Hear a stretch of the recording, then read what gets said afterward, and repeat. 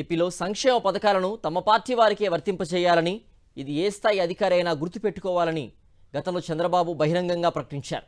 ఇప్పుడు ఉద్యోగాలు కూడా టీడీపీ కార్యకర్తలకే ఇస్తామనే విషయాన్ని తాజాగా బహిర్గతం చేశారు. ఓ టీడీపీ కార్యకర్త కుటుంబానికి ప్రభుత్వ ఉద్యోగం కల్పిస్తూ చంద్రబాబు నిర్ణయం తీసుకున్నారు. ఇందుకు కేబినెట్ సాక్షిగా నిలవడం గమనార్హం. సచివాలయంలో జరిగిన కేబినెట్ సమావేశంలో ఈ నిర్ణయం తీసుకోవడంపై విమర్శలు వెలువెత్తుతున్నాయి.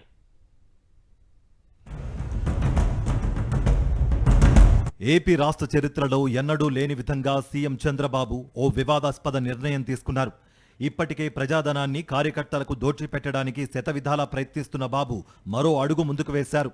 2022లో హత్యకు గురైన ఓ టీడీపీ కార్యకర్త కుటుంబానికి ప్రభుత్వ ఉద్యోగం కల్పించాలని తాజాగా తీర్మానించారు. ఈ తరహా నిర్ణయం తీసుకోవడం చెడు సంప్రదాయానికి తెరలేపినట్లే అవుతుందని విశ్లేషకులు అభిప్రాయపడుతున్నారు.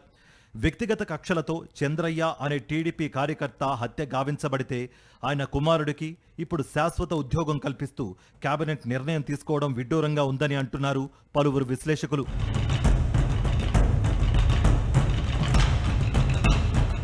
2022లో వెల్దుర్తి మండలం గుండ్లపాడుకు చెందిన చంద్రయ్య హత్యకు గురయ్యారు. అయితే రెండు కుటుంబాల నడుమ చోటు చేసుకున్న విభేదాల కారణంగా చంద్రయ్యను హత్య చేసింది మరో కుటుంబం. ఈ హత్యకు రెండు కుటుంబాల మధ్య కక్ష అని అప్పట్లోనే పోలీసులు సైతం ప్రకటించారు. ఇక్కడ చంద్రయ్య కుటుంబం కూడా ఓ కుటుంబం పైన ఫిర్యాదు చేసింది కూడా. అంటే ఇదంతా వ్యక్తిగత కక్షలతోనే హత్య జరిగిందనే విషయం స్పష్టంగా తెలుస్తుంటే మరి చంద్రయ్య కుమారుడికి ప్రభుత్వం ఏ ప్రాతిపదికన ఉద్యోగం ఇచ్చారనేది చర్చనీయాంశంగా మారింది. ప్రభుత్వ ఖజానాను పార్టీ కార్యకర్తలకు, నేతలకు పంచేలా సీఎం తీసుకుంటున్న నిర్ణయాల పట్ల తీవ్ర వ్యతిరేకత వ్యక్తమవుతోంది. ప్రజాధనాన్ని పచ్చ కార్యకర్తలకు దోచిపెట్టడం ఆపాలనే వాదనలు వెల్లువెత్తుతున్నాయి.